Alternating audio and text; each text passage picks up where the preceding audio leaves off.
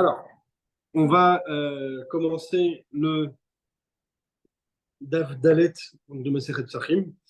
Donc, on a vu dans les deux Dafim précédents, la première fois, on a donc appris donc les horaires de d'Ikat Hamet. Donc, on a eu tout un débat. Quelle heure c'est?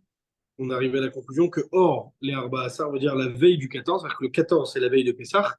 La veille du 14, c'est donc la veille de Pessah. Au soir, c'est le moment de faire du 4. Parce que la Mishnah dit hors les Herbassa. Exactement. On ne savait pas qu'est-ce que ça veut dire Alors, hors. ça déjà la lumière, on disait la lumière. On m'a demandé pourquoi la Gemara nous a dit comme, la Mishnah nous a dit comme ça. C'est que ensuite, pendant une page entière, la Mishnah nous a expliqué, la Gemara, pardon, nous a expliqué l'importance de parler de langage toujours positif, toujours de parler d'un langage positif, faire attention à ce qu'on dit. Donc la Mishnah, la Gemara nous a raconté plusieurs histoires, notamment une histoire de quelqu'un qui est un Cohen, qui avait juste dit, ils étaient plusieurs Kohanim à discuter, qui a dit à l'autre, moi j'ai eu une partie comme une olive de Corban, tellement il y avait beaucoup de Kohanim mais pas assez de viande. J'ai eu juste un bout comme une olive. Un autre qui lui a dit, moi j'ai eu comme une fève. Et le troisième, il a dit, moi j'ai eu comme une queue de lézard. Et les Khamim se sont interpellés, pourquoi il va faire référence à un animal impur? Et ils ont vu qu'en réalité, c'était pas un vrai Cohen. On a raconté aussi l'histoire de celui qui, un non-juif qui allait manger du Corban Pessah chaque année. Et donc, il avait rencontré un des Chachamim qui lui avait dit de demander la queue. Quand il a demandé la queue, alors que la queue est toujours brûlée sur le misbéach, c'est comme ça qu'ils ont su que c'était pas quelqu'un qui méritait de la manger, etc. Et donc, tout ça, là, on va continuer sur cette lancée-là de parler de l'importance de bien parler. Donc, de parler toujours de manière positive et de parler toujours de manière correcte. Et surtout, de faire très attention quand on annonce une mauvaise nouvelle. Alors, Ram, on y va de d'Avdalet. Rav bar Achva de Rabbi Chia ou bar Achate. Rav, c'était le fils, son frère. En fait, il avait son frère et sa sœur qui venaient de deux mariages différents, qui entre eux n'avaient aucun lien de parenté, qui se sont mariés ensemble. C'est-à-dire qu'en fait, il y a trois mariages ici. Les parents, il y a eu trois mariages. Il y a eu ils ont eu un garçon.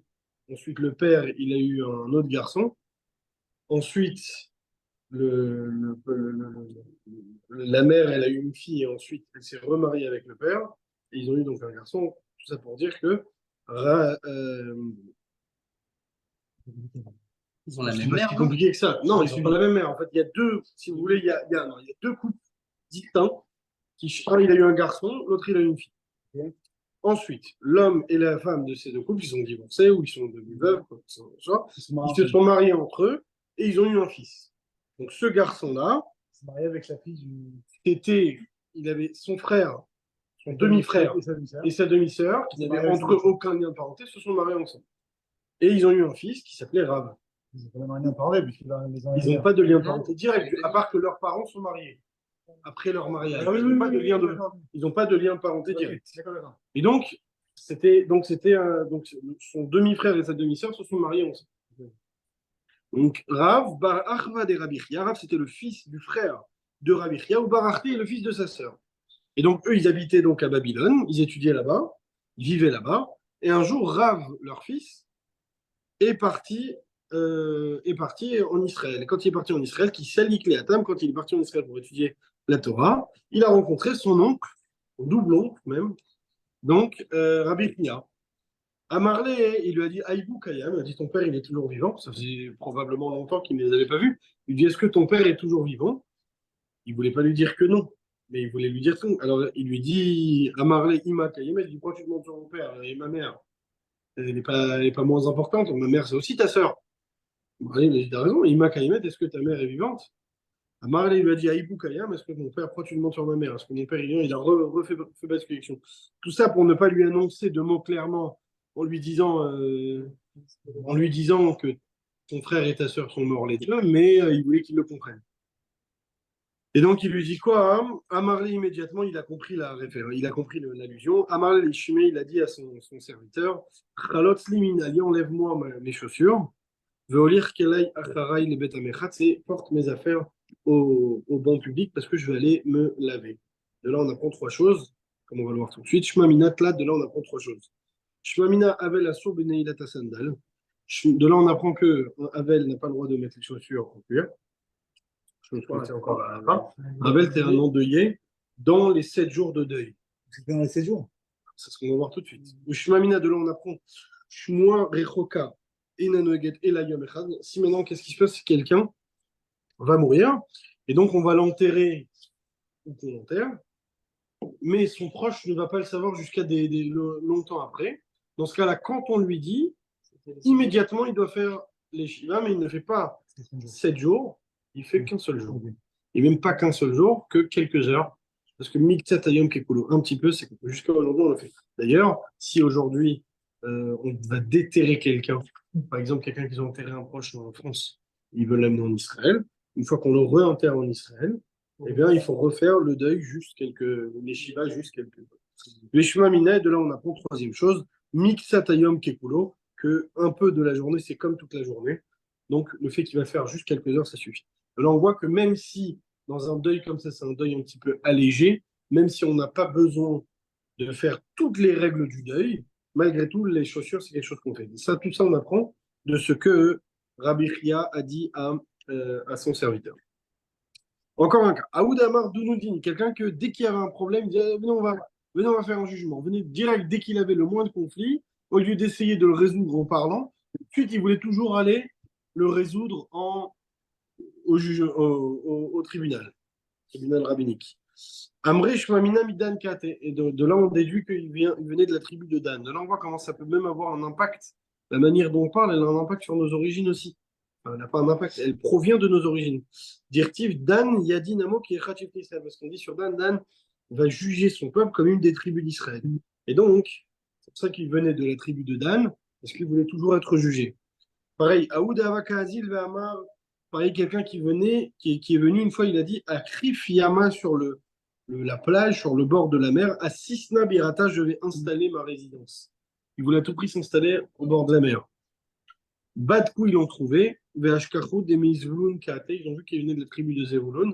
Donc parfois, quand tu as des envies qui sont inexpliquées, ça peut être dû à tes origines. Et ça vient de Zevulun. Dirtif, c'est écrit sur Zevulun. Zevulun Echof Yamim Yishkon. Zevulun va s'installer au bord de la mer, à la plage. Donc, maintenant, on va fermer la parenthèse de bien parler. On va revenir à notre sujet initial, qui est le sujet de Bdikat Hametz, la recherche de Hametz. Moi, elle te pose la question, elle te dit, VH, tu maintenant des Kaimalan, des Koulé Alma, ou Tahou, maintenant que tout le monde est d'accord que Or les Arba Assar veut dire ça veut dire la veille. Donc, tout le monde est d'accord de dire que Bdikat Hametz, on va le faire la veille au soir. Normalement, on doit le faire la veille au soir. La Gemara, elle te dit la question, elle te pose la question, elle te dit comme ça. Migdi, puisque Ben les Rabbi Yehuda ou Ben les Rabbi Meir, Chametz et Noasur et la Mishashot Velemala, puisque tout le monde est d'accord que à partir de quand on n'a plus le droit de consommer le Chametz? À partir de 6 heures, c'est-à-dire à partir de la moitié de la journée,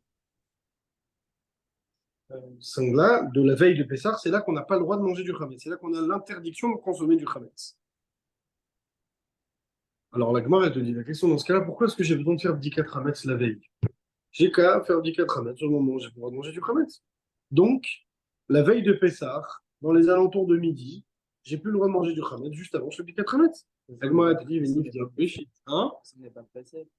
Parce que mais pourquoi tu m'inventes la veille? Pourquoi tu m'apprends la veille avant? Dis-moi là maintenant.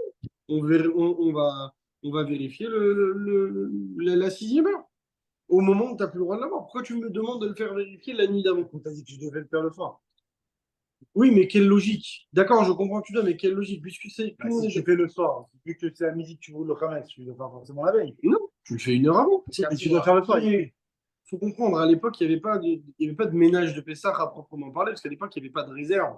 À l'époque, tu achetais ce que tu mangeais le jour. Donc la vérification du Khamed, il n'y avait même pas de balai, puisqu'ils n'avaient pas du carrelage à la maison.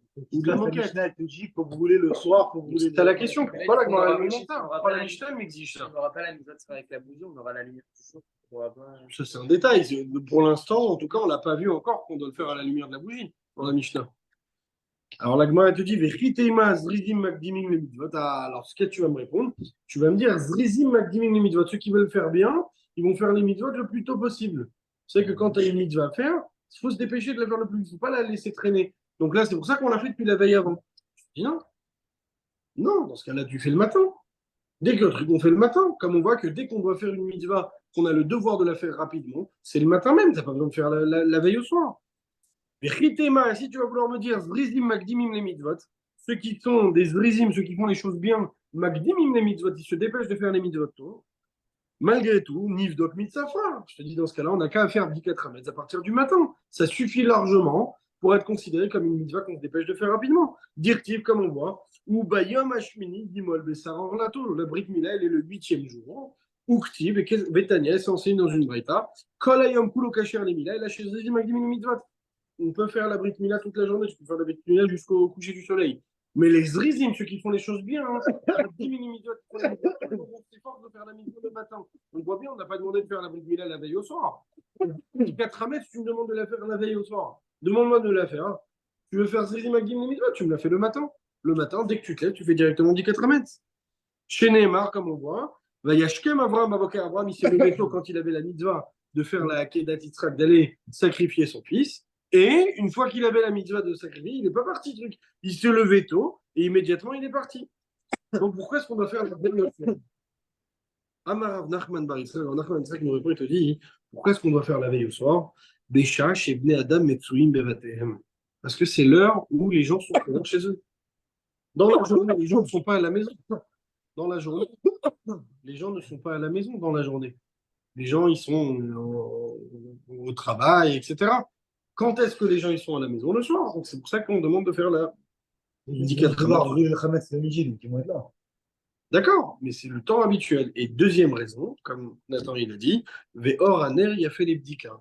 La lumière de la bougie, c'est bien pour faire l'abdika Tramet. Parce que si tu regardes, c'est quoi le but de la bougie? On voit qu'on explique dans les Mefarshim que quand tu allumes ou tu regardes au soleil ou bien tu allumes entièrement une pièce, dans ce cas-là, ton champ de vision, il est sur toute la pièce. Si par contre tu allumes la bougie elle fait pas beaucoup de lumière, et donc automatiquement, ton champ de vision, il est concentré juste sur ce qui est éclairé. C'est beaucoup plus efficace pour chercher quelque chose quand tu fais passer la lumière de la bougie partout. Amar Abaye, Abaye nous dit, il car c'est pour cela. Haït Surva de Rabanan, un jeune Talmid Racham, lo liftar be'idna, il ne doit pas commencer à étudier la Torah. Be'uota dit Tlessar de Nagar Bessar, le soir du 13, la veille du 14, juste avant l'heure de Bdikat Hametz, tu ne dois pas commencer à étudier la Torah. Dilma Mashre Leshmata, de peur qu'il va être complètement absorbé dans son étude. Ve'atel Eimnoé mitzvah, et il va ne pas faire la mitzvah. Et donc, c'est en effet la halakha est tranchée comme ça. C'est d'ailleurs pareil pour les bougies de Hanouka, pour la Bdikat Hametz, que 30 minutes avant, c'est-à-dire le moment avant que le Shech on n'a pas le droit de rien faire, même pas de commencer à étudier la Torah, de peur que on va commencer à étudier, on va être complètement absorbé dans notre étude et on va oublier que on ne doit pas, qu'on doit faire Bdikat Hametz. Maintenant, la Gemara va nous poser une question technique. On a posé une question à Rav Nachman Bar Yitzchak. Un maskir bait lechavero be'arba asar, celui qui loue une maison à son ami le 14 Nissan. Almi livdok, qui doit faire l'abdikat chametz? À la maskir livdok, est-ce que c'est celui qui loue, donc le propriétaire qui doit faire l'abdikat chametz des chamira d'idégou, parce que le chametz lui appartient, et ton chametz à lui. Donc ta maison c'est son chametz. Donc a priori c'est peut-être à lui de faire l'abdikat chametz. Odilma la sochar lidok, ou bien c'est peut-être le locataire qui doit. Pourquoi? Des Isura Birchutekai, parce que le Khamet qui est source se trouve dans sa possession. Ça ne lui appartient pas. C'est dans sa possession. Donc c'est qui doit faire payer ça dans cette maison? Voilà. Et donc c'est dans son reshoot pendant le moment de. Si dans sa possession, c'est plus parti. Non. Je peux avoir quelque chose, je loue quelque chose, il y a un placard fermé, c'est pas à moi. Il y a quelque chose, ça ne m'appartient pas. Tashma. Alors viens. Tashma, c'est quand on amène une braïta qui va nous répondre. Tashma. Un maskir bait lechavero, celui qui va louer une maison à son ami, à la socher, la soplo mezouza. Le locataire, c'est à lui de se charger de mettre une mezouza, pas le propriétaire. Est-ce qu'on peut déduire la même chose pour Bdikat Hametz, que c'est au locataire de faire Bdikat Hametz? D'accord, elle te dit non. Atam, non. Ha'amar Rav Mesharchia, là-bas, tu ne peux pas faire déduire ça. Pourquoi? Parce que Rav Mesharchia, il nous a dit quoi? Mezouza, chovat adari. Mezouza, c'est une obligation du locataire, c'est une obligation de celui qui y vit. Pourquoi? Parce que c'est son intérêt, c'est sa protection à lui. La mezouza, elle a pour but d'amener une protection à moi. Donc, c'est mon intérêt d'avoir une mezouza. Donc, c'est la même chose. Hein? C'est la même chose. Donc, bah non, c'est pas mon intérêt à moi. Si. C'est pas toi qui vas C'est toi qui passer ne dois pas le bosser temps. dessus quand même. C'est toi qui ne dois pas bosser dessus quand même. C'est pas toi qui vas Oui, mais passer c'est le pas temps. ma mitzvah à moi au plus que celle du truc. C'est pas plus ma mitzvah à moi que celle du propriétaire. Et donc, il nous conclut, il nous dit Acha mayamar lehu. Non, acha, alors qu'ici, quel va en être le cas? Peut-être qu'ici, ce sera différent, et peut-être que Dans le Khamet, c'est différent, peut-être ça appartient au propriétaire. Et donc, Rav Nachman Bar Yitzhak, il nous répond, Amar Léo Rav Nachman Bar Yitzhak, Rav Nachman Bar Yitzhak, il nous dit, Tanina, on a déjà enseigné la réponse à cette question. Amaskir Bait Lechavero, celui qui loue une maison à son ami, Imachelo Masarlo Mafterot, Balarba Asar, s'il lui a donné les clés avant le 14. Voilà. Alors, dans ce cas-là, il a du doc. Oui, il lui a pas ça arrive le 14, il lui a pas encore donné les clés. Ça arrive le moment du 4 et c'est lui qui a les clés. Dans ce cas-là, c'est le propriétaire qui doit faire l'abdicat. Mais Imiché Massar le Maseroti lui a donné les clés avant l'heure de la vérification. Dans ce cas-là, à la Socher Livdok, ça vient dépendre du Socher. Et donc maintenant, en continuant la logique de cette question, Baou Minimer Nachman Baritza, on a posé une deuxième question à Nachman Baritza. C'est quoi? À Maskir Baïd Lechadero, celui qui va louer une maison à son ami, Berba Assar le 14 Nissan. Je te loue une maison le 14 Nissan. Quelqu'un il part en vacances pour Pessah, il loue une maison pour Pessah. Frescato Badouk ou un Frescato Badouk? Est-ce qu'on considère que le ménage est déjà fait, qu'il est déjà, il y a déjà eu l'abdicat ou bien est-ce qu'on considère que Ça va changer. on parle toujours de ça? Si c'est un gars, il n'y a pas de question. Non. Dagmar, elle te pose la question dessus, les Maïnaf Kamina, dit Shailo, ça change quoi? Bah, demande-lui. Dis-moi, t'as fait le 4 mètres. Qu'est-ce que tu me. C'est quoi une question inutile? Donc, ce soit lui qui l'a fait. L'Agmar, elle te dit non, Marlou Ravnach, non, déléité, que le propriétaire n'est pas là. On ne peut pas. Les haïs de l'Ishoulé, il n'est pas là pour qu'on lui pose la question. Non, on parle après le petit 4 mètres. On parle, non, là maintenant, voilà, tu rentres le 14 au soir, la veille du 14, pardon, tu rentres la veille du 14, tu récupères les clés, le gars, il n'est pas là. Est-ce que je dois faire du 4 mètres ou pas? En sachant que je ne sais pas, est-ce que lui, il a peut-être déjà fait? Est-ce que c'est considéré qu'il a déjà fait ou pas? Ah oui, tu dis qu'il peut le faire le soir. Non, est-ce qu'il a déjà fait ou pas? C'est ça la question. Il Si la doit faire maison- 14 ce soir. 14 soir quand tu rentres. Tu rentres le 14 au soir. Si la maison n'est pas du tout d'achat, elle fait ça. Ça doit faire. Tu regardes dans les standards d'aujourd'hui, mais dans les standards de l'époque, ça se faisait en 5 minutes une maison. Il n'y avait pas de réserve, il n'y avait pas de truc, il n'y avait pas de frigo. Il n'y avait pas de, il y avait pas de 10 pièces dans les maisons, généralement. C'était très petit. C'est quand Pessar? C'est le 14? C'est le 14 au soir. 14. Là, on parle de la veille du 14. Le 15, donc lui, il arrive en gros Le soir de 10 4 à mètres. Le 13 au soir. Voilà. S'il arrive la veille le soir de petit 4 mètres, c'est le soir de petit 4 mètres. Alors la question, c'est en fait, est-ce que. Donc la Gemara, elle te reformule une question. Il a tout fait les rails. Est-ce qu'on a le devoir d'aller chercher le gars, de se fatiguer, de demander s'il a fait le petit 4 mètres, ou on peut la considérer qu'il a déjà fait le ménage et qu'il n'y a pas besoin de ça? Alors, Amar, qui lui dit Tani, toi, ça, ce qu'on a déjà enseigné. C'est écrit quoi? À Kol Nehemani Malbi Ochamet. Tout le monde, et quand ils vont dire qu'ils ont fait le 4 mètres, tout le monde est Nehemanim, on peut les croire. C'est considéré à Filou Nashim, même des femmes, à Filou Avadim, même des serviteurs, même des enfants qui, normalement, ne sont pas aptes à témoigner, ils ne font pas que Kshérim les doutes. Les femmes, les enfants, etc., ne sont pas considérés. Une femme n'est pas cachère les doutes. C'est pas que c'est comme ça que la halakha tranche. Pas par manque de respect, mais parce que c'est différent. C'est un autre statut. À Filouktanim, mais même si c'est des enfants qui disent on a fait le 4 mètres, on a brûlé le Khamet, on peut leur faire confiance. On peut leur faire confiance. on ne sait pas. Maïtam, alors regarde. Maïtam, quelle est la raison? Mais parce qu'on va leur faire confiance.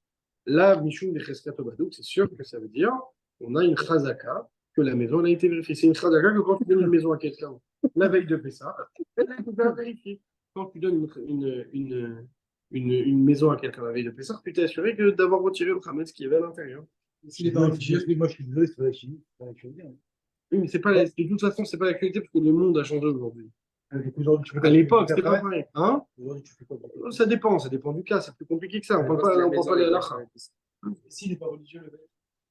Je lui dis le mec qui trouve la maison. Le mec qui trouve la maison. Des cas ça va. Michoum des Cheskato Bado. Pourquoi il te dit que c'est sûr que ça a été vérifié? Des cas ça va parce que lui il pense à Kol Chaverim Hem et Tel Dikat Rametz. Tout le monde, chaque juif, homme, femme et enfant, et même les serviteurs, etc., sont des Chaverim, c'est-à-dire qu'ils sont considérés comme des gens qui vont faire les lois de l'abdicat Rametz comme il se doit. Et donc, c'est pour ça que si quelqu'un loue une maison le 14, j'ai pas besoin de me galérer à aller le retrouver. Ça va me suffire pour dire la maison, elle est probablement. C'est un enfant ou une femme, tu dis? Des Tania, oui. Non, même s'il ne me le dit pas. Parce que j'ai une confirmation. Mais ça, on sait que. C'est une confirmation de quoi? Si on sait qu'il a pas fait, c'est pas la question. Non, si tu n'es pas religieux, il y a des doutes. Là, tu rentres dans un cas encore plus compliqué. On n'est pas dans ce cas. C'est quoi la confirmation? Tu lui as annoncé qu'il y a une confirmation. C'est quoi la confirmation? Là, il n'y a pas de confirmation, il y a un statut. Du moment que la maison, elle a été donnée le 14 Nissan, il y a un statut de vérifier. Parce que c'est la norme. Donc, je serai Détail, ouais, donc le 14 Nissan, la veille, à la veille. Détania, comme censé dans une braïta. Travers Shemet, on a la deuxième ligne. Ça va, Johan, t'es avec nous? Tu comprends? Ouais, ça va, c'est assez clair. Pas de questions? Non, bah, au Hachem, tu arrives à répondre au fil de l'eau. Bah, au Hachem. Détania, comme censé dans une braïta. Travers Shemet. Un Chaver, c'est un Talmid Racham, c'est quelqu'un qui est considéré euh, comme quelqu'un de confiant sur les lois. C'est la clim qui te fait tousser? C'est quelqu'un qui est considéré comme quelqu'un de confiance sur les lois des. Vous savez que dès qu'on prend la récolte, on n'a pas le droit de la. Tant qu'on n'y a pas prélevé en Israël, tant qu'on n'y a pas prélevé la trouma et le maaser, on n'a pas le droit de la consommer. Tant qu'on ne l'a pas consommée, ça s'appelle tevel. Tevel, c'est-à-dire qu'on n'a pas le droit de le consommer du tout. Si on a un doute, ça s'appelle gmaï. Toute la récolte, Tant que tu n'as pas rien le droit de consommer, tant que tu n'as pas. Oui, qu'en Israël. Tant que tu n'as pas prélevé, tu n'as rien le droit de consommer. Maintenant, qu'est-ce qui se passe? De manière générale, en Israël, c'est très important d'acheter que dans un supermarché où il y a une théouda. Bien sûr, c'est écrit ni fréchoute, quoi. Il y a différents trucs, c'est pas donné, c'est question de. On ne pas de trucs, mais c'est très important. Encore aujourd'hui, ça dépend de quoi, c'est un statut plus compliqué. Donc, maintenant, qu'est-ce qui se passe? Imaginez-vous, il y a un Talmid Chacham qui est mort et il a laissé une grange remplie de fruits. Est-ce qu'on considère ces fruits comme qu'ils ont déjà été prélevés ou pas? Regardez dans les mots. Des Tania, c'est enseigné dans une braïta. Chaber Shemet. Donc un Talmid Chacham qui va être décédé. Et donc on dit un Chaber. Chaber, c'est le mot qui veut dire quelqu'un de confiance pour le maaser. Quelqu'un qu'on sait qu'il est de confiance, qu'on peut aller manger chez lui. Ariel Becheskat Metukanim, ils sont considérés comme Metukanim, comme réparés, comme si le maaser a déjà été prélevé, donc on peut les manger. Et à Filou Bnei Yomam, même si c'était le jour même, c'est-à-dire qu'il les a reçus le matin même, et le jour même il est mort, et bien vu que c'est quelqu'un, c'est un travers, on dit c'est sûr qu'il ne va même pas les rentrer dans la grange s'il n'a pas prélevé le maaser, et donc on va se baser de ce statut. On se base sur ce statut et qu'au final, on se rend compte que c'était faux. Et donc on va apprendre la même chose. Comment? Si on se base sur ce statut, comme pour la bjika, tu as dit que forcément tu penses que c'est quelqu'un de confiance et donc tu te bases sur ce statut, donc tu fais pas la bjika. Donc là, en fait, on en arrive là. Encore une fois, du moment que tu as un statut que la Chal te permet, elle te permet. Après, les conséquences, c'est pas du moment que la Torah t'a permis, t'es permis. La Gemara, donc là, on veut apporter le même statut. Du fait qu'on a dit ça, du fait que tout le monde est considéré comme un travers, comme quelqu'un de fiable pour le 14 mètres, ça veut dire que c'est respect que c'est Badouk. La Gemara, elle te dit non. Ou Mimaï. Comment on appelle par analogie? Comment on appelle dans la Gemara quand tu réponds une question par analogie? Est-ce qu'il y a un nom? Parce que là, on a vu qu'il y avait les. Alors non, là, en l'occurrence, la Gemara, elle a répondu clairement, et après, elle nous a amené un appui de la Braïta. D'accord. C'est pas du tout de l'analogie là alors. Non, là, elle nous a amené un truc, et ensuite, elle nous a amené une Braïta pour appuyer ses paroles, pour voir que ça existe, ce concept de faire confiance à quelqu'un sur quelque chose. Quelqu'un qui soit considéré comme un travers pour le maaser ou pour quoi que ce soit. La Gemara, elle te pose la question, elle te dit, ou Mimaï. Mimaï, qui te dit que c'est ce statut-là? Qui te dit que c'est comme ça? Dilma Shani Ara, Mishum de Kamre Anu Hane. Là, c'est peut-être différent. Peut-être qu'il n'y a pas de statut. Peut-être que la maison, elle a pas, ça n'existe pas, que la maison, elle va avoir un statut qu'on a fait du 4 mètres. Juste là, pourquoi, dans la Braïta, qu'est-ce qu'on nous a dit? On a dit à cause de quand tu vois des enfants, tu leur dis, dis-moi, vous savez si il y a du 4 mètres, ils te disent oui. Dans ce cas-là, d'accord. Mais dans un autre cas, non. Tu peux faire confiance aux enfants. Oui, pourquoi pas? Et juste tout à l'heure, c'était pas des. Pour 10 4 mètres, oui. Oui, Mais non, ça, ce que je te dis, l'esclave, peut-être que le statut de dire que une maison, le 14, elle est vérifiée, n'est pas vrai. Quand est-ce qu'elle est vérifiée? Quand tu leur demandes. Mais quand tu leur demandes, quand tu demandes aux enfants ou à la femme ou au serviteur, il te dit oui, il y a eu. Alors là, normalement, on ne pourrait pas faire confiance. La Torah, elle nous dit que là, on peut faire confiance. Mais de là à venir et en déduire que la maison, elle est par confiance, et donc même si j'ai loué la maison de quelqu'un, j'ai pas besoin de lui demander, j'ai pas besoin de faire. Non, Si c'est un Talmid Chacham. mais on ne sait pas, peu importe. c'est un travers, comme on dit. Si c'est un travers, comme on dit, le mec, il est consciencieux de ce qu'il fait et de ce qu'il va louer. Et il te dit encore plus. Il te dit Umimaï. Et qui te dit que c'est comme ça? Qui te dit que la maison, elle a un statut de vérifier? Dilma, Sha'ane, peut-être que c'est différent. Acha, dans notre cas, dans la Mishnah qu'on a citée, pourquoi est-ce que là, on considère que la maison, elle est bien vérifiée? Mishum des Kamreane, parce que ces gens-là, ils sont venus, ils ont dit. Alors, voilà, elle te pose la question, elle te dit Atou Amira de Hainemi de Maché Shahidbe. Est-ce que ce qu'ils vont dire une serviteur, une servante, un serviteur ou un enfant, c'est pas fiable? Et la maille rescato badouk. Donc, qu'est-ce que ça veut dire? Ça veut dire que la maison, elle est vérifiée. Moi, elle n'accepte pas ça. Elle te dit, Ayekol Neeman, Kol Abatim et Reskat Dokim. Dans ce cas-là, les mots de la Mishnah qu'on a vu à la fin de la page précédente, on avait dit, Akol Neemanim Abiu Chametz. Tout le monde est considéré comme fiable pour vérifier le Chametz. Ve'afilu Nashim. Au lieu de me dire ça, qui en fin de compte ne sert à rien, parce que même si j'ai leur témoignage, il ne vaut rien.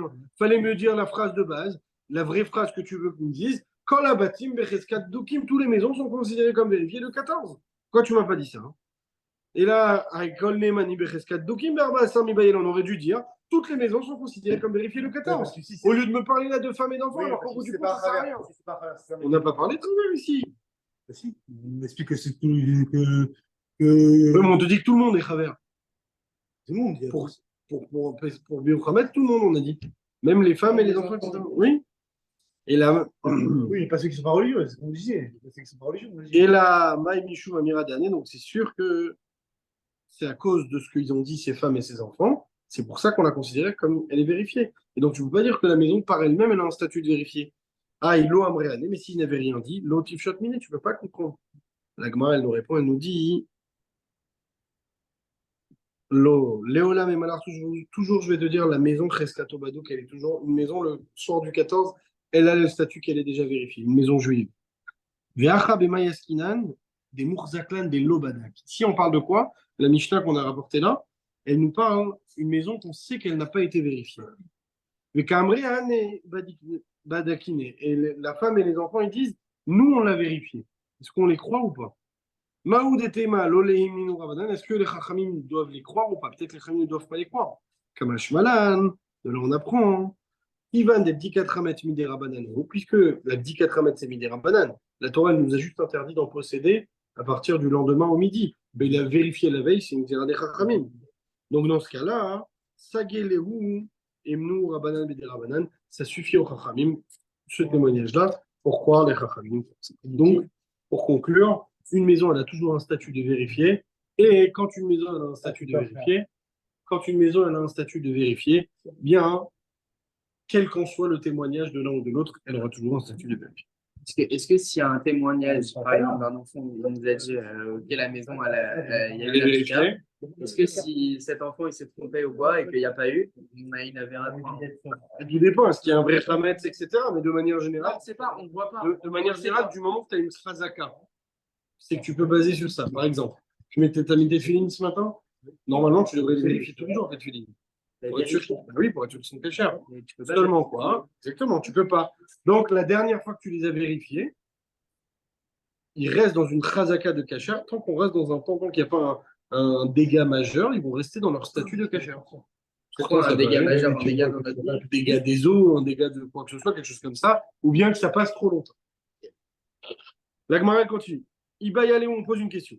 Amaskir Baït Lechavero, Becheskat Badouk. Voilà la question que tu viens de demander. Iba Yale, on pose une question. Amaskir Baït Lechavero, Becheskat Badouk. Celui qui va louer une maison à son ami et une maison qui est déjà vérifiée pour le Chametz. Ou Metsao chez Nobadouk. Et ils ont vu qu'en réalité, elle n'était pas vérifiée. Est-ce que tu peux considérer ça comme une condition qui n'est pas remplie et donc que tu peux annuler la location, ou bien malgré tout, tu dois faire? Mais non, puisque tu as dit Attends, que je te mets si la halakha était elle est autorisée, donc on n'a pas de. D'accord, mais là maintenant, je parle pas. Là, c'est plus une question financière qu'une question spirituelle. Est-ce que je peux aller voir le propriétaire et lui dire, écoute, on avait convenu quelque chose, tu ne me l'as pas donné, ça s'appelle Mikartaout, ça veut dire, ça s'appelle que tu m'as induit en erreur ou pas? Alors, regardons la main. Mi avait Mikartaout, est-ce que c'est considéré comme un Mikartaout, comme comme induit en erreur, Olo, ou bien non. Tashma, viens et écoute, la Gemara, elle nous apporte une histoire un enseignement qui va nous répondre à ça. De Amar Abaye, que Abaye, il a dit, Lomi baya be atra de lo yahave igra ubadku, de nichale le imitzvah le mitzvah begoufe, et là, afilu be atra de yahave igra ubadku, de nichale le inish le kimun diabamle. Eh ben, qu'est-ce qu'il dit Abaye? Abaye, il dit, quoi qu'il arrive, quelle que soit la situation, tu ne peux pas annuler le contrat à cause de ça. Pourquoi? Si tu es dans un endroit où les gens ils n'ont pas l'habitude de payer quelqu'un pour faire le nettoyage de Pessah, dans ce cas-là, ça veut dire il sera content de faire la mitzvah de son corps, de se fatiguer pour faire le bdikat Hametz. Dans ce cas-là, un homme, il est content de faire une mitzvah et il ne va pas annuler le contrat pour ça. Même si lui, il veut, tu ne peux pas parce que la majorité des gens ne voudront pas annuler le contrat pour ça. Et même si c'est un endroit où les gens ne font pas la mitzvah par eux-mêmes et ils payent quelqu'un pour faire la mitzvah, eh ben, un homme, il est content de faire une mitzvah avec son argent. Et donc, la normale est qu'on ne veut pas annuler le contrat pour ça. Clair? Ouais. Nanatan, c'est enseigné plus loin dans la Mishnah. Rabbi Meir Omer, Rabbi Meir dit, Ochlim kol chamesh, toute la 5e heure depuis le matin, on va manger le chametz normalement. Vessorfim mitrilatesh, et au début de la 6e heure, on brûle. Donc au début, dès que ça arrive la 6e heure, on arrête de manger, on brûle. Alors, ça n'est pas comme ça. Alors, elle est comme Rabbi Yehuda. Qu'est-ce qu'il nous dit Rabbi Yehuda? Rabbi Yehuda Omer, Ochlim kol arba, on peut manger jusqu'à la fin de la 4e heure. Donc depuis le matin jusqu'à la 4e heure, on peut manger tranquillement. C'est vrai que c'est assaut de manger de la matzah avant. Pendant 30 jours avant, c'est un autre enseignement, c'est un autre. Vetolim kol chamesh, toute la 5e heure.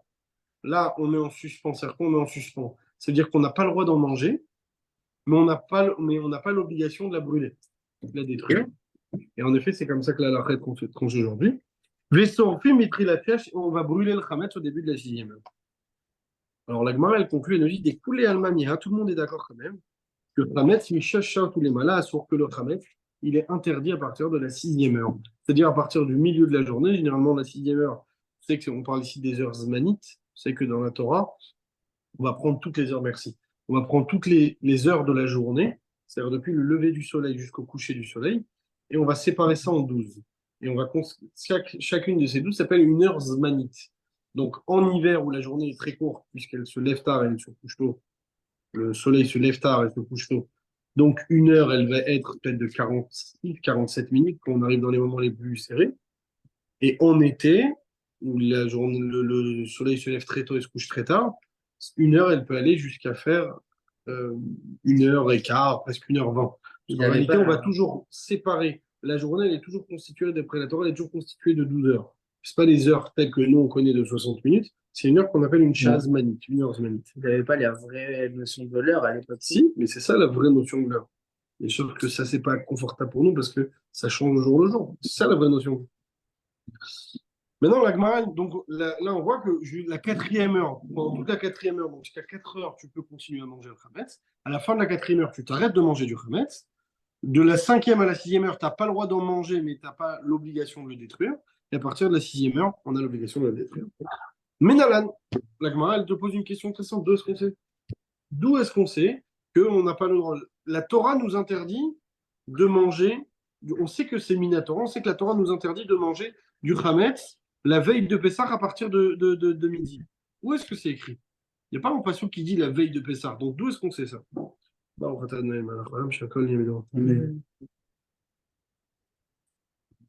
Amar Abaye. Abaye nous dit très réactivé. Il y a 2 psukim qui parlent de l'interdiction de posséder du chametz. Et on va voir qu'il y en a un qui nous parle en plus, on va le déduire de là, un enseignement pour nous apprendre qu'on n'a pas le droit de consommer du chametz la veille de posséder du chametz dès déjà la veille de Pessah à Chatzot. Qu'est-ce qu'il nous dit? Steve, le premier passage qui nous dit quoi? Shivat yamim c'est orlo imatse bevatechem. Pendant 7 jours, vous ne trouverez pas, il n'y aura pas de chametz dans votre maison. Ou Steve, il y a un deuxième passage qui nous dit Arbayom arishon. Mais le premier jour, tashbitu c'est ormi batechem, vous allez détruire le chametz de votre maison. Pourquoi j'ai besoin de deux? Il y a un passage déjà, il me dit pendant 7 jours, vous n'aurez pas de chametz à la maison. Il y a un deuxième passage qui dit mais le premier jour, vous allez détruire le chametz de la maison. Bayom arishon. Pourquoi j'ai besoin d'un deuxième passouk? Tu m'as déjà dit, pendant 7 jours, j'ai pas le droit d'avoir du chametz à la maison. Pourquoi tu me rajoutes un autre passouk? Donc en fait, Bayom arishon, c'est pour me dire ce passouk-là. Mais le premier jour, il ne parle pas du premier jour de Pessah, mais de la veille de Pessah. On va dire que la veille de Pessah, à partir de la moitié de la journée, on n'a pas le droit de posséder du Hametz. Clair? Bien évidemment, la Gemara ne va pas accepter cette réponse si facilement. Regardez. Uktiv, et c'est écrit dans le deuxième pasouk, mais le premier jour, vous allez détruire le Hametz de votre maison. Aketzad, les rabot arba asar, les bions, c'est pour nous déduire que le 14 Nissan, on doit détruire le Hametz. La Gemara n'accepte pas. Elle nous dit, Ve'eima, et peut-être, les rabot leili chamisha asar, les bions, c'est pour nous dire que le Hametz, il doit être fait, il doit être brûlé le soir du 15. Donc le soir du Seder, c'est le soir où tu dois brûler le Hametz. Probablement. Le soir du Dès que, Seder. bah oui, Tu dès peux que, pas, c'est Yom Tov. dès que Pessah rentre, tu brûles le Hametz. Juste avant. C'est peut-être pourquoi tu me dis Arba Yom Rishon, on parle du premier jour. C'est pour nous parler de la nuit. On a toujours parlé de jour, on n'a jamais parlé de nuit. Donc peut-être c'est pour Parce nous que le dire premier jour, il commence la veille, non? pas forcément. Regardez ce qu'il nous dit. Si, midi, pas forcément, bien sûr que si, le jour en hébreu, comme ça, le soir. Il commence après Arvit. Quand la Torah elle te dit Shivat Yamim, elle t'a pas dit Shiva Lelat. Oui, mais le jour, il commence la veille. D'accord, ok. Bah, le jour il commence la veille, d'accord. On n'a pas parlé de destruction du Hametz pendant la veille. De ce passouk-là, peut-être on peut déduire que c'est là. Alors il te dit, des salles qu'Adata Raminator aurait pu penser Amina Yamim, que quand on a dit Shivat Yamim Tochal Matzah, c'est pour nous dire peut-être que ce passouk-là, il est pour nous dire qu'on n'a pas le droit de consommer du Hametz. Le passouk qui ne parle que de jour, le passouk qui ne parle pas de nuit. En lelot, lo kamash malan, afilou lelot. Dans ce cas-là, Yamim in, lelot lo. Les jours, oui, les nuits, non. On n'a pas l'obligation de détruire le Hametz. Kamash malan, afilou lelot. De là, on vient nous apprendre que même les nuits, on doit détruire le Hametz. La Gemara, elle te répond. On va dire que c'est même la veille. Aou loït starichade. Pour ça, on n'a pas besoin d'un passouk. Deha, itkash ashbatat seor le achilat Hametz. On a comparé la destruction du Hametz à le manger, le Hametz. Le achilat Hametz, le achilat matzah. On a comparé manger le Hametz à manger de la matzah. Ashbatat seor le achilat Hametz. On a comparé la destruction du Hametz à l'interdiction de le manger. C'est deux interdits différents. On n'a pas le droit d'en posséder, on n'a pas le droit d'en manger. C'est deux interdits différents. Dirtiv, c'est écrit Shivat Yamim Seor Lo Imate Bevatechem. 7 jours, on ne trouvera pas de Hametz chez vous. Donc, ça, c'est l'interdiction d'en posséder. Et ensuite, le passage nous dit quoi? Ki kol ochel machmetzet, car tout celui qui mange du Hametz, venir Greta, il sera chayav karet, etc. Qu'est-ce qu'on voit de ça? On a comparé de là la possession du Hametz à l'interdiction de manger du Hametz. On les a mis les deux dans le même passouk. Donc, on apprend de là que les deux, ils ont le même statut. Et ensuite, on a comparé l'interdiction de manger du Hametz à la mitzvah de manger de la matzah. Regardez. Ve'achilat Hametz le'achilat matzah, dirtiv, kol machmetzet lo tochelu, bechol moshvotechem, tochlu matzot. Vous ne mangerez pas du Hametz dans toutes vos résidences, vous mangerez des matzot. Ou ktiv bébé matzah, qu'est-ce qui est écrit sur la matzah? Bah, erev tochlu matzot, vous allez manger des matzot la veille. On sait bien que la mitzvah de manger de la matzah, la mitzvah de Minatora, elle est la veille au soir. Et donc, de là, on voit qu'on n'a pas besoin d'un passouk pour nous déduire qu'on doit détruire le Hametz la veille, la nuit, qu'on n'a pas le droit de manger, puisque ça, on le sait déjà, on le sait comme la matzah, que la matzah, ça commence la veille au soir. On le sait déjà, puisqu'on les a déjà comparés en passouk. Ve'ima, les rabot, l'el, yud, dalet, les bio. J'ai pas compris que ça veut dire que c'est En réalité, on a posé une question. Peut-être que le passouk, en fait, on a un problème. C'est qu'on a deux psukim qui les deux nous disent la même chose, mais mais de manière un peu différente. Il y a un premier passouk qui vient, il te dit pendant 7 jours, tu n'as pas le droit de manger du Hametz. Le deuxième, il vient et il te dit, mais le premier jour, bayom arishon, tashbitu seor minatekem, vous n'avez pas. Pourquoi j'ai besoin de deux psukim? Un, il me parle des 7 jours de Pessah, l'autre, il me dit bayom arishon. Nous, on veut apprendre de ça bayom arishon. C'est un passouk en plus pour nous dire que même la veille de Pessah, depuis la moitié de la journée, je n'ai pas le droit de manger du Hametz. Voilà, elle te dit peut-être ça c'est pour nous apprendre qu'on n'a pas le droit de manger déjà depuis le début et dès les nuits, puisque c'est écrit que les jours, c'est pas écrit les nuits. Alors je te dis non, pour ça, j'ai pas besoin d'un passouk. Pourquoi j'ai pas besoin d'un passouk? Parce qu'on voit que l'interdiction de posséder du chametz, elle a été comparée à l'interdiction d'en manger, et l'interdiction d'en manger a été comparée à la mitzvah de manger de la matzah. Donc ils sont tous comparés, ils ont tous le même statut, et on voit bien que dans la mitzvah, dans la matzah, la mitzvah est de la manger dès le soir. Il y a un passouk qui dit bah, Erev tochu matzot. Donc j'ai pas besoin d'un passouk spécial pour me dire que les nuits, j'ai pas le droit de manger du chametz. Ça, c'est évident. Je l'apprends ça de la manger du matin. de manger le Khamet après la Bdika Khamet. Ça, tu le peux aujourd'hui, ça. Oui, Oui. c'est bizarre. La Non. Bdika Khamet, tu fais la recherche du Khamet, Non, parce que ça s'est mis des rabanan. Oui. Ça s'est mis des rabanan. L'interdiction d'en Donc, manger et c'est-à-dire d'en que posséder vient que le lendemain. oui, c'est quand même susceptible de faire tomber des miettes chez toi. Chacun est responsable de ses actions, de s'assurer de ne pas. La Bdika Khamet, c'est l'équivalent à manger. Non. Et tu recherches le Khamet, donc peut-être que tu refais rentrer du Khamet chez toi. Certes, ceci dit, n'oublie pas que le chametz, c'est pas des miettes. Les miettes même, c'est pas Oui. réellement du chametz. Après, oui, c'est sûr que chacun doit être prudent. De la même manière que dans tout, tu dois être prudent dans le Shabbat, dans tout.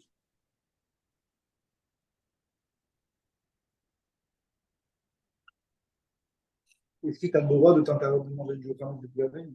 Toi, personnellement. Enfin, c'est un peu bête aussi, il faut rajouter pas des mitzvot, mais ceci dit, si tu veux, Non, mais pour justement empêcher le fait que tu manges du pain, etc. oui, par précaution, tu peux toujours. Surtout aujourd'hui que tu as des produits cachers d'épaisseur qui te permettent tout, tu peux très bien plutôt euh, arrêter de manger. Alors, moi, elle te pose la question, elle me dit, Veima Metzlacha, dans ce cas-là, puisque j'ai pas le droit de manger du chametz, il y a un pasouk qui me dit Ach Bayom Arishon. Qui a dit que c'est depuis c'est dans le pasouk, c'est écrit Bayom Arishon, c'est écrit le premier jour. C'est pas écrit à partir de quand? Pourquoi les Chachamim, ils ont décidé que ça veut dire à partir de la 6e heure, c'est-à-dire à partir du milieu de la journée? Dis-moi que dès le matin, dès le lever du soleil, j'ai pas le droit de manger du chametz. C'est écrit Ach, Chelek, tu vois. On a dit Ach Bayom Arishon, on a coupé la journée en deux. Le Ach, il vient ici nous couper la journée en deux, nous dire qu'on a une moitié qu'on a le droit et une moitié qu'on n'a pas le droit. Donc la première moitié, on a le droit, la deuxième moitié, on n'a pas le droit. Dever Rabbi Ishmael Tana. Dever Rabbi Ishmael, ils nous font un enseignement. Matinu Yuddalet Shenikra Rishon. On a trouvé le 14 qui s'appelle Rishon. Shenemar Barishon Be'arba Asar Yom Lachodesh. Le premier, le Barishon Be'arba Asar Yom Lachodesh. On voit qu'il y a des jours on les appelle Barishon, le premier, alors qu'en réalité, c'est le premier quoi? Parce que c'est pas le premier jour du mois ni rien, mais on voit que c'est des jours spéciaux qu'on appelle Barishon. Rav Nachman bar Yitzchak Amar Rishon de Meikar Hamashma de Amarkra. Là, Rav Nachman bar Yitzchak nous dit quelque chose d'intéressant. Arishon Adam Tivaled. On voit que, qu'est-ce que ça veut dire Arishon? Arishon, c'est la veille de la fête. On voit qu'on a déjà vu ce statut, qu'on va appeler la veille de la fête Arishon. Comme on voit que Arishon Adam Tivaled, on peut appeler quelque chose, on peut l'appeler Arishon Adam Tivaled, c'est un passage qui a été dit sur Iyov. Ce que Rav Nachman bar Yitzchak cherche à nous dire ici, il nous dit que même sans toute l'histoire des psukim, etc., quand on dit Arishon, c'est logique de dire est-ce que tu es le premier, donc la veille de truc. Comme on nous amène le pasuk Arishon Adam Tivaled, c'est une manière que Iyov dit est-ce que tu as été né avant Adam Arishon? Est-ce que tu es avant le premier? Donc de là, on voit que ce mot Rishon, Arishon, il vient ici nous faire référence, que le fait qu'on dit Ar Bayom Arishon, ça fait vraiment référence à avant le début de la fête, c'est-à-dire la veille de la fête, pour nous apprendre que Minatora, l'interdiction de consommer du Chametz, s'applique déjà dès la veille de la fête, au milieu de la journée. La Gemara, elle n'accepte pas du tout ça. Donc, Rav Nachman bar Yitzchak Amar Rishon de Meikar Hamashma, le Rishon, dès le départ, on peut le déduire que c'est la veille avant le début. Des Amarka, comme il y a un passage qui nous dit Arishon Adam Tivaled. Est-ce que tu es né avant Adam Arishon? C'est une manière de parler à quelqu'un. Moi, tu es né avant le premier. Pareil, quand on dit Ar Bayom Arishon, on veut dire qu'on a l'interdiction de manger du chametz avant le début de la fête. Et la Méat, ici, c'est comme ça. On va regarder à chaque fois que c'est écrit Rishon dans la Torah et on va faire la mitzvah, elle sera avant le début. Et là, dans ce cas-là, ça devient n'importe quoi. C'est écrit quoi dans la Torah? Les kartem lachem bayom Arishon, vous allez prendre le premier jour. La mitzvah, bien sûr, à la fête de Sukkot, de prendre le loulav. C'est écrit, vous allez prendre bayom Arishon. Est-ce que ça veut dire qu'on doit faire le loulav la veille de Sukkot? Non. On n'a pas une mitzvah de faire la mitzvah du loulav de Et secouer le tu lulav. Hein? pareil. C'est pas une mitzvah. Le mitzvah de le froid. Non, c'est pas une mitzvah de la Ah, Torah. tu peux pas l'utiliser si tu veux. C'est pas une mitzvah de la Torah. Et la meata, donc maintenant, ou les kartem, la chembayam arishon, vous allez prendre pour vous le premier jour, vous allez prendre, donc, on parle ici donc du lulav. Achinami, Rishon de Meikara, ici aussi. C'est quoi? C'est Rishon de Meikara, c'est-à-dire le Rishon qui est avant, c'est-à-dire la veille de Pessah. Mashma. Il dit Shani Atam. Non, c'est différent là-bas. Pourquoi? Dirtiv, là-bas sur la fête de Sukkot, c'est écrit Musmartem Ifna Sherlokrem Shivatem. Vous allez vous réjouir devant Hachem pendant 7 jours. Mashvi Shvi Lecha, Agav Rishon Rishon Lecha. Il va dire que 7 jours de fête, c'est 7 jours après le premier jour. Pareil, c'est 7 jours. Là, quand on te dit Richard, on en parle de 7 jours après le début de la fête. C'est pas juste quand on dit la Gemara, elle n'est pas d'accord. Mhm. C'est quoi? C'était les Chachamim de l'époque, 80 ans. Ouais, la morale. Achanami. Pareil, ici aussi, la Gemara dit, attends une seconde. Tu me dis que Rishon, quand on te dit Rishon, ça veut dire la veille. Sauf que là, il y a une exception parce qu'on t'a dit les 7 jours. Chez nous aussi, c'est écrit les 7 jours. Un ami, chez nous aussi, c'est écrit Arbayom Arishon Tashbitu. Le premier jour, vous n'allez pas garder vous allez détruire le Chametz. Mais c'est écrit quoi? Après, Shivat Yamim Matzoto Pelum.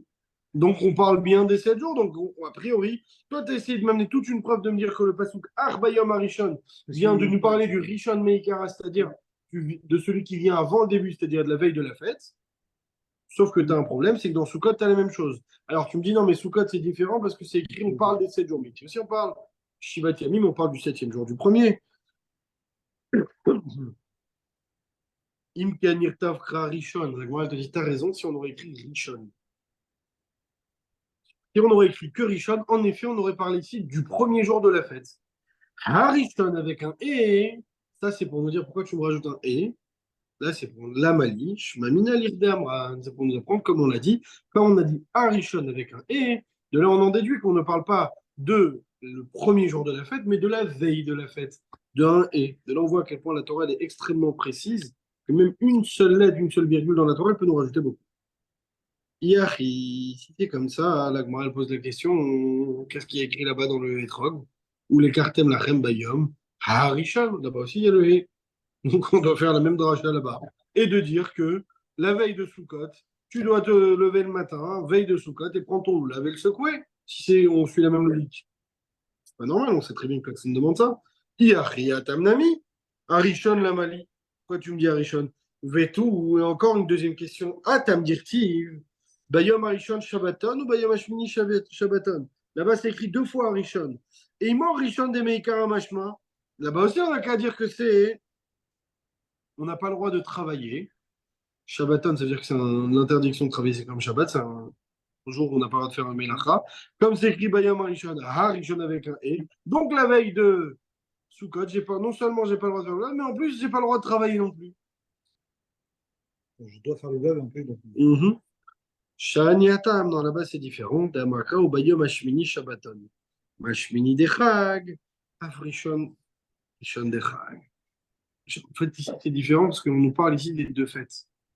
La première fête et la deuxième fête. Et donc en réalité, c'est pour nous exclure quelque chose, pour nous dire la mal, il est maouté chulo shel moed.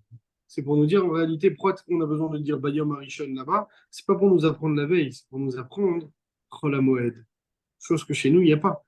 Chez nous, il n'y a pas de différence dans Chol HaMoed ou dans Yom Tov concernant l'interdiction de posséder du Chametz. Alors que là-bas, il y a une différence dans le Shabbaton, dans l'interdiction de travailler. Il y a une différence. Puisque Chol HaMoed, on n'a pas la même interdiction de travailler que on a. On va travailler dans rue. T'as le droit de faire toutes les ménachot, t'as le droit de cuisiner, t'as le droit de faire tout ça. Donc ça s'appelle pas Shabbaton. Les Maouté Chula Shel Moed. Moi, elle te dit, mais j'ai pas besoin d'un pasouk pour m'apprendre que Chol HaMoed, j'ai pas besoin de travailler. J'ai déjà un pasouk qui me le dit. J'ai pas besoin de me rajouter Arishon pour me déduire ça.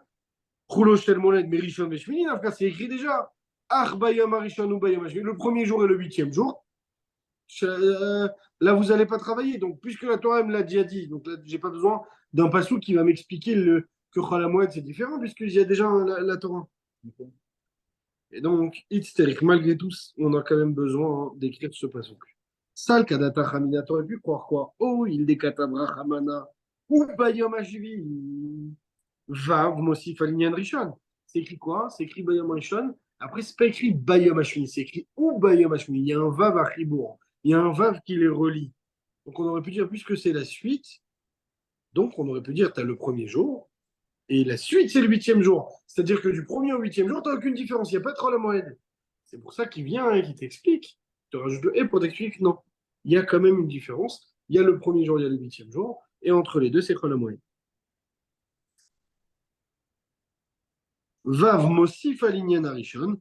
D'afilou, c'est pour ça qu'on aurait pu croire. D'afilou becholoshel moed, même à la moed, on a quand même les mêmes interdits que à Yom Tov. Kamash malan. On a l'impression que la Gemara te pose une question plus simple. Dans ce cas-là, Vélo l'irtov rachamana lo vav, vélo que la Torah ne m'écrive ni un vav ni un hé. Et dans ce cas-là, j'ai pas de problème. Tu me dis quoi? Tu me dis, Bayom Harishon, de là on apprend qu'on vient faire la déduction de Chol Moed.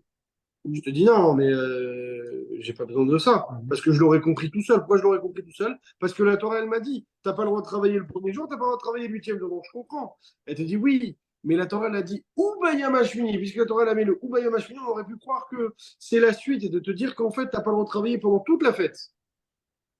Chol Hamoed compris. Alors moi, je te dis maintenant, au lieu de me prendre la tête, ne me dis ni le et, ne me dis pas le vav. Et comme ça, je vais comprendre tout seul que j'ai pas besoin de, que j'ai pas un truc de Chol Hamoed. Tu m'enlèves deux lettres et tu m'évites toute cette prise de tête.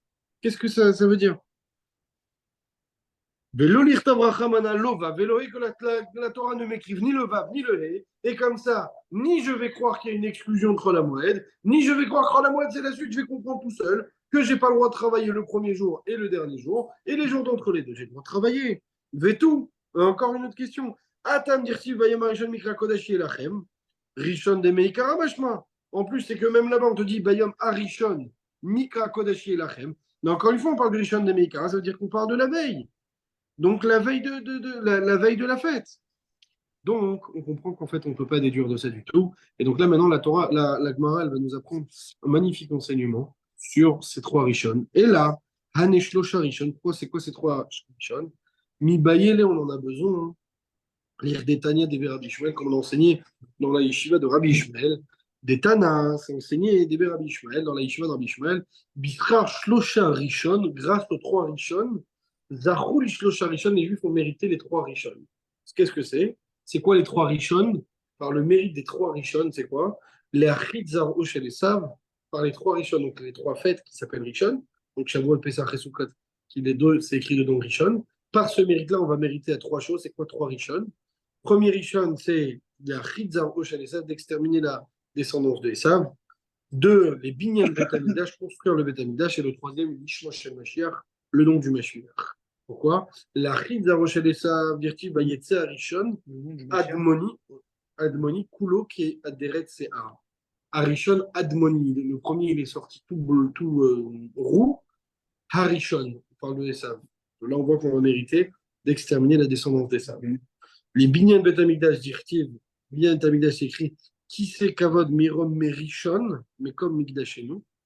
Merishon, on voit qu'on parle de Rishon en parlant de l'endroit du Bet Amikdash. Et troisièmement, l'Ishmo Shel Mashiach, donc le Mashiach et son nom. Dirtiv, c'est écrit, c'est quoi le Rishon et Sionena.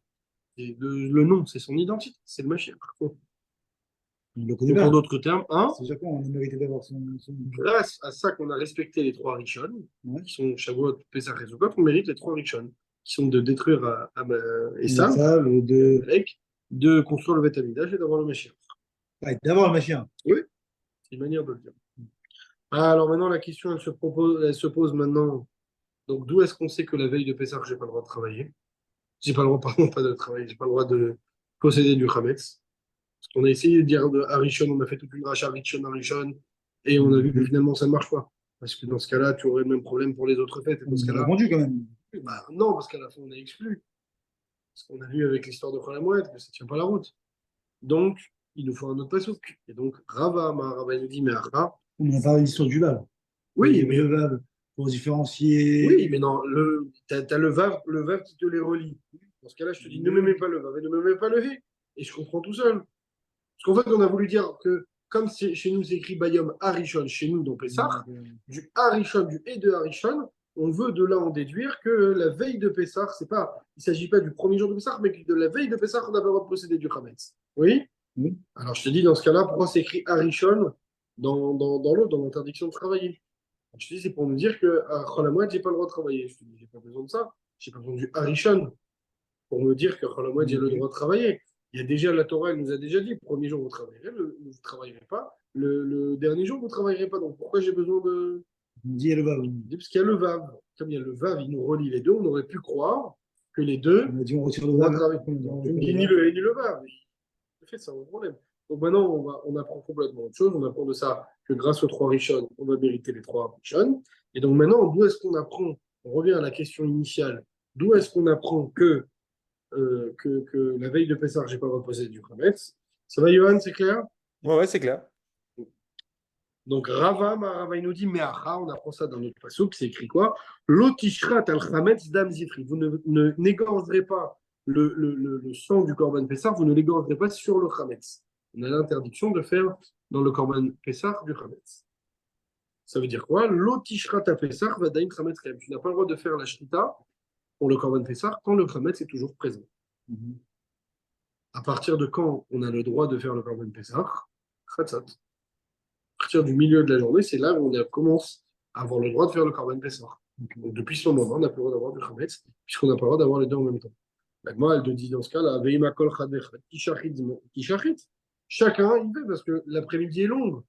C'est les après-midi d'été, enfin le début de l'été, enfin, du printemps. Chacun fait quand il veut. Chacun fait quand il veut. Moi, je sais que je vais faire à 5 h de l'après-midi. Dans ce cas-là, à 5 h de l'après-midi, je m'arrête de posséder du Chametz. Si on apprend de ça. Et tu dis non, Zman Shrita, c'est le plus de moment où on va autoriser la Shrita. La Shrita du Korban Pessah, elle est à partir de Khatat. À partir de Khatat, on interdit la Amarachamana. La Torah nous a dit que du moment que c'est la Shrita, du moment que c'est l'heure qui est apte à faire la Shrita, immédiatement, on n'a plus le droit de posséder du Khatat. Tanya Nami Achi, il y a une braïta qui nous confirme ça. C'est écrit Ach Bayam Arishon Tashbitu Seormi Batechem. Le premier jour, vous allez détruire le Khametz de vos maisons.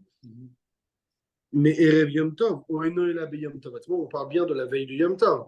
Ah, la Braïta dit peut-être qu'on parle en fait, non, du premier jour de Yom Tov. Talmud Lomar, il y a un passage qui nous dit, donc c'est une Braïta qui nous confirme ce qu'on vient d'apprendre. L'otishrat al Chametz dam zifri, vous n'allez pas abattre le Korban Pessah sur le Chametz. L'otishrat et Pessah, vadain Chametz kayam, d'ivrer Rabbi Shmuel. Rabbi Shmuel nous dit, on n'a pas le droit d'égorger le Korban Pessah quand le Chametz est toujours présent. Voilà les paroles de Rabbi Shmuel. Rabbi Akiva, mais Rabbi Akiva, il nous dit, et notre tarif, on n'a pas besoin de ce passouk-là. Tu n'as pas besoin de ce passouk l'otishrat al Chametz dam zifri pour me dire que la veille, j'ai pas besoin. Pourquoi? Parce que c'est écrit Arbayam Arishon, Tashbitu Seormi Batechem. Il reprend le même passouk qu'avant.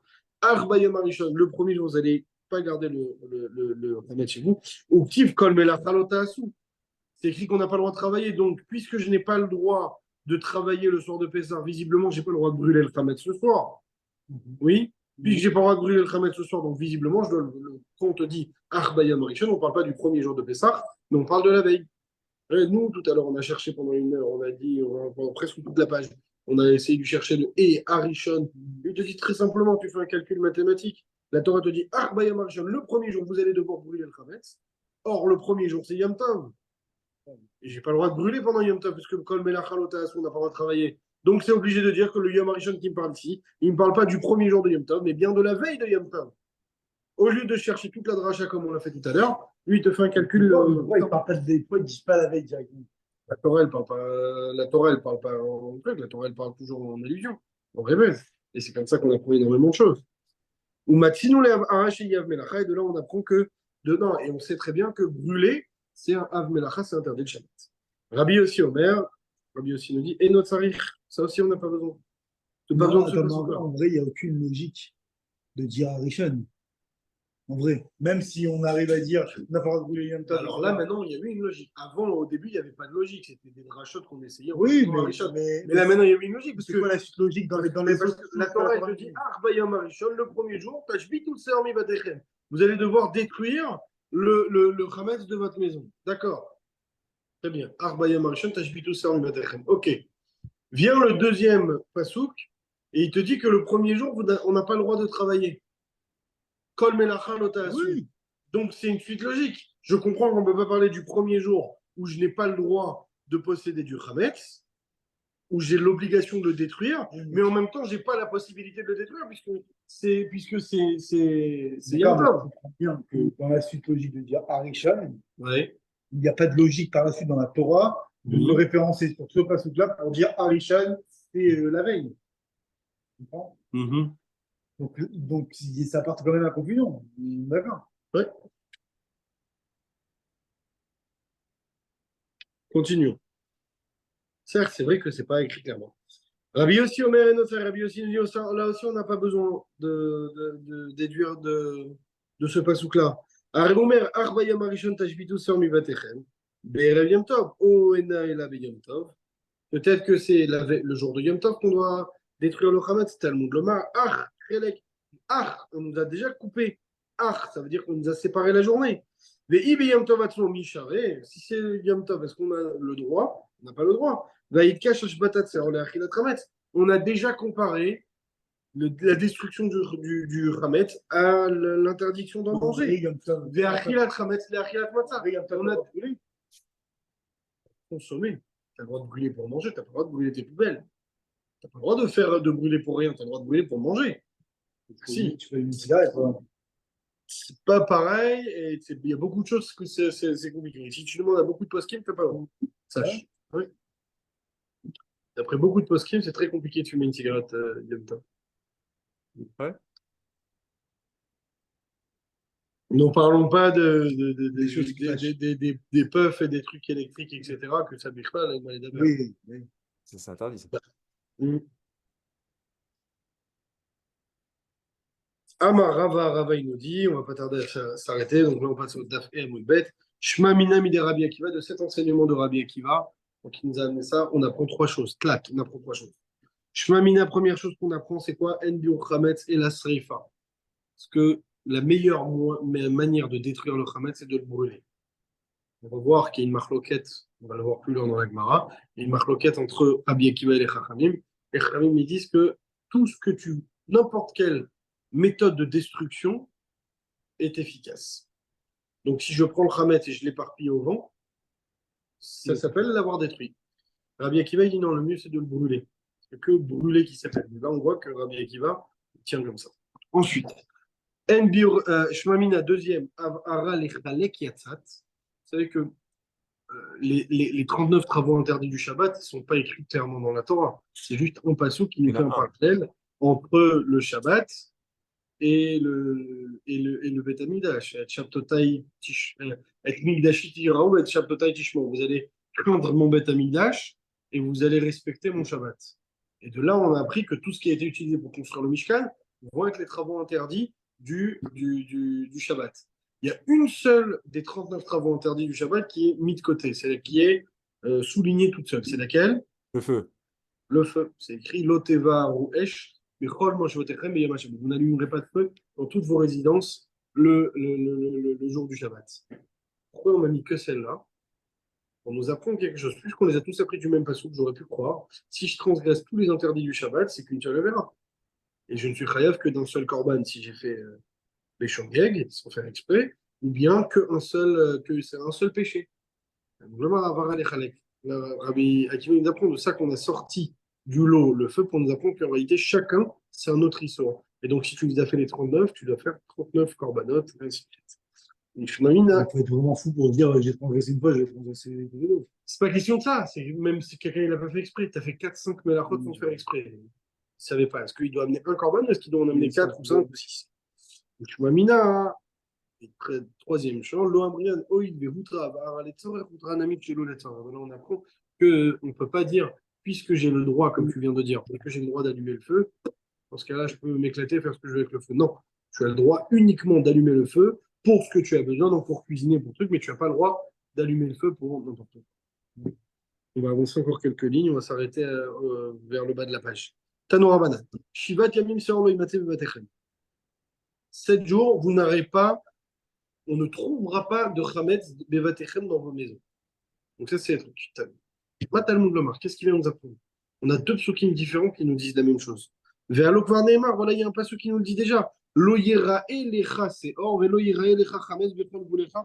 On ne trouvera pas de chametz et de levain chez toi. Donc pourquoi j'ai deux passages qui me dit lo yerae lecha, tu ne le verras pas chez toi, et un qui me dit lo yimatse, on ne trouvera pas chez toi. C'est à peu près la même chose. Les fiches ne'emar lo yerae lecha se'or. Pourquoi? Parce que chacun vient nous apprendre autre chose. Quand on a dit que l'oyera et les c'est or, on ne verra pas chez toi du chametz, chez le chez l'acharim.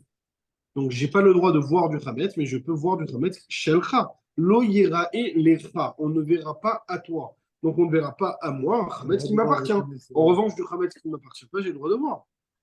Donc, si jamais mon voisin il me laisse du chametz à la maison, j'ai le droit. Ou bien, si jamais je garde à la maison du chametz qui appartient au Beth Amikdash ou à Dieu, j'ai le droit. Le chametz de la synagogue, par exemple. Si je passe dans la rue, que le Bethlehem, t'as pas le problème de ces Ça, jusqu'à aujourd'hui, il n'y a pas de truc. C'est ni chez toi, ni à toi, ça, qu'est-ce que tu vas faire? Il n'y a pas de truc, on parle de même chez toi. l'Oroé, tu dois vraiment pas avoir de la fête de Paris. Il y a Taroué, la Torah chez l'Acherim, Veshel Gavoa. Mais tu peux voir le chametz des autres et tu peux voir le chametz de Dieu. Yachol yatmin veikavel bilgonot min anochi. Dans ce cas-là, peut-être que j'ai le droit de cacher le chametz de manière qu'il ne soit pas visible. Lo yira elecha, tu n'as pas le droit de le voir. Donc je le mets à la cave. Je le cache à la cave. Ou bien je reçois le chametz du goy. C'est pas à moi. Lo yira elecha, c'est pas à moi. Donc je prends le chametz du goy, je le garde chez moi. Talmud lomar, lo yimatse. Tu ne trouveras pas. Donc même quelque chose que je ne vois pas, je n'ai pas le droit de, il n'a pas le droit de se trouver dans ma possession.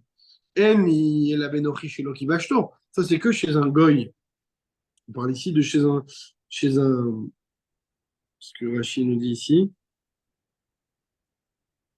Donc, un goy qui ne réside pas à côté de chez moi. En sharouim chabachatzer. Et il ne se trouve pas avec moi. Par contre, Nochi chez Kibashto. Par contre, un goy qui habite avec moi. Donc, on a la même résidence, par exemple. Vesharouim chabachatzer. Il est avec toi dans le même endroit.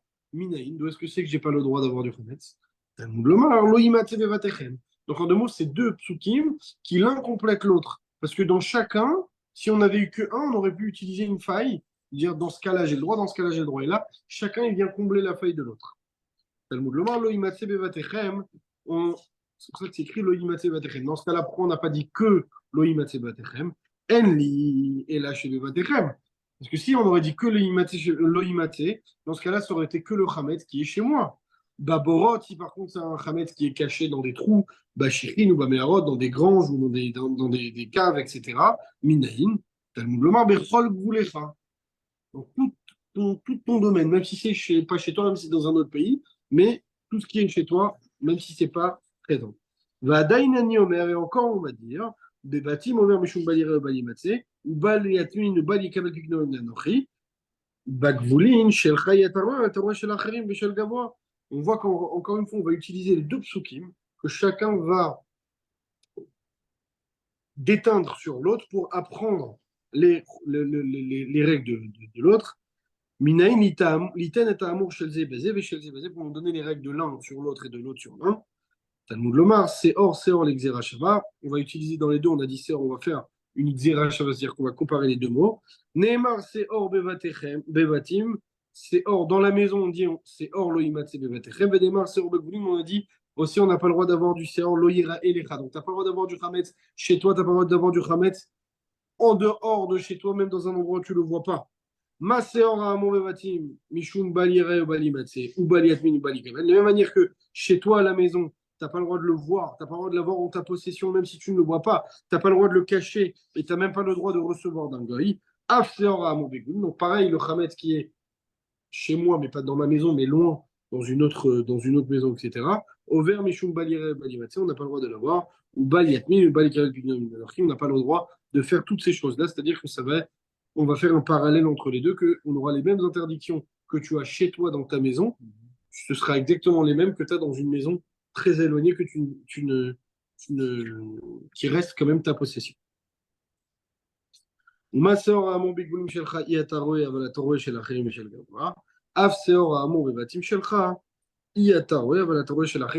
la même manière que le chametz qui ne t'appartient pas, dans ce cas-là, tu as le droit. Sauf que ça marche dans les deux sens, en fait. Ça marche aussi dans le sens positif. De la même manière que le Hametz qui ne t'appartient pas, tu n'as pas le droit tu as le droit, tu n'as pas d'interdiction de le voir, ce qui n'est pas à Oui. toi. Donc pareil, que ce soit chez loin ou que ce soit chez toi, ça reste pareil. Ça, c'est un petit peu la première ouverture La vente du Hametz. à la vente du Hametz. On s'est arrêté donc là aux 2 points, à Tarouché la Khim, chez le Gavra. Les Zrat Hashem, la semaine prochaine, on continuera au combat de la page d'Af et à Moudbels.